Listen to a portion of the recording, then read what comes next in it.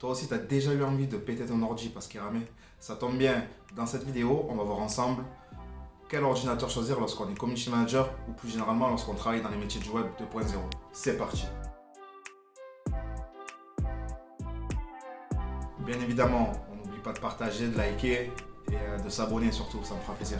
Alors, avant de rentrer dans le vif du sujet, je voulais mettre deux petits points. Le budget dans la recherche, dans la quête d'un ordinateur, le budget c'est important. Donc plus vous avez un budget conséquent et plus la machine que vous allez choisir répondra à toutes vos demandes. Ensuite, là c'est un choix plutôt personnel. Est-ce que je pars sur un PC fixe? Est-ce que je pars sur un PC portable? Là c'est un choix personnel. Mais pour t'aider à répondre à cette question, il va falloir justement que tu te poses ces questions. Est-ce que j'ai un espace de bureau pour accueillir un PC fixe, donc un ordi fixe? Est-ce que je vais devoir me déplacer avec ou est-ce que je n'ai pas besoin de me déplacer avec? Est-ce que je souhaite faire évoluer ma machine dans le temps? Est-ce que je souhaite rajouter des composants? Est-ce que je souhaite rajouter une carte graphique par exemple? Si tu as répondu oui à toutes ces questions, je te conseille de te tourner vers un ordi plutôt fixe. Maintenant, si tu as répondu non, tu t'en foutais un peu, tu as le choix entre un ordi fixe et un ordi portable. Si tu es plus axé sur la mobilité, un petit 13 pouces ce sera très bien. Maintenant, si tu ne bouges pas trop avec ton ordi et tout, tu peux partir sur un PC portable de 15 à 17 pouces. Ensuite, si vraiment tu ne comptes pas bouger, ton ordi c'est un ordi de bureau et tout, pars sur un PC fixe, tu auras beaucoup plus de puissance. Alors tu es un community manager, tu n'as pas de gros besoins, tu ne travailles pas sur Photoshop, etc. Tu n'as pas forcément besoin d'une bête de course. Un PC entre 500 et 1000 euros fera très bien l'affaire. Dans cette tranche de prix là, je te conseille de regarder deux choses, le processeur et la mémoire vive. Pour tout ce qui est processeur, essaie de prendre un i7 ou un i5. Allez, la plupart du temps, il y a des i5. Une très bonne affaire, ce sera un i7. Donc là, on parle du processeur. Ensuite, en termes de mémoire vive, essaie de prendre au minimum 8 Go, d'accord? Donc, mémoire vive 8 Go, un processeur, je t'ai donné la marque Intel, mais il y en a d'autres, AMD, etc. Au mieux un i7 et un normal, un i5, pas en dessous de i5, parce qu'en dessous ça va ramer un peu.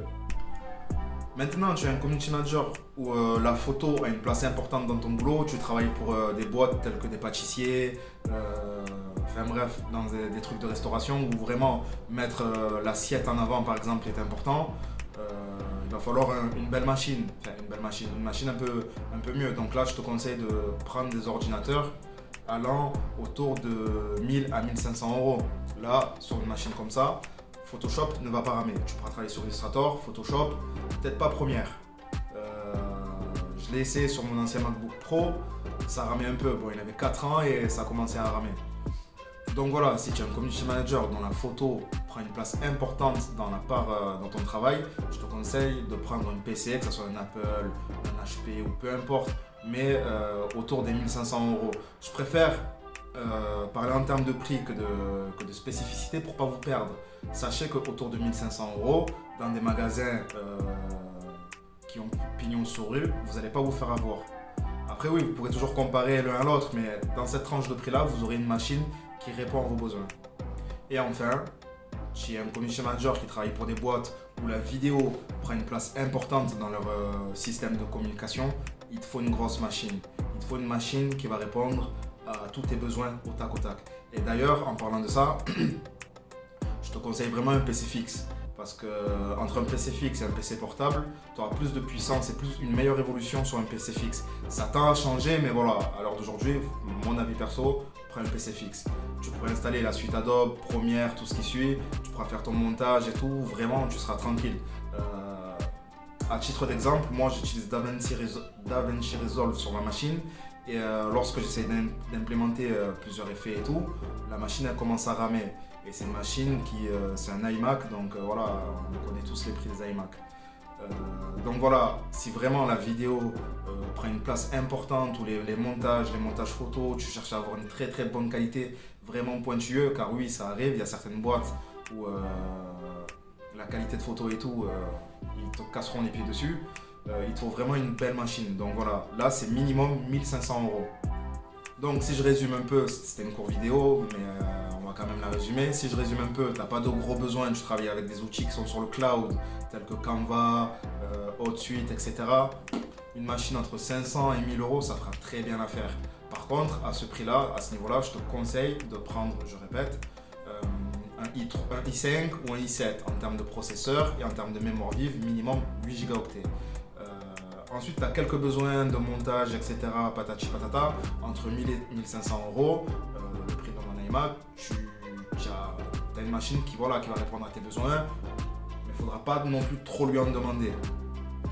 Et enfin, si tu as de gros besoins, si tu as besoin d'avoir une belle capacité, déjà prends un poste fixe, et donc un ordi fixe, et voilà, c'est minimum 1500 euros. À titre personnel, moi j'ai 2 ordinateurs. Je travaille avec un iMac pour être tranquille à la maison et puis vraiment voilà, je suis cloisonné dans un bureau.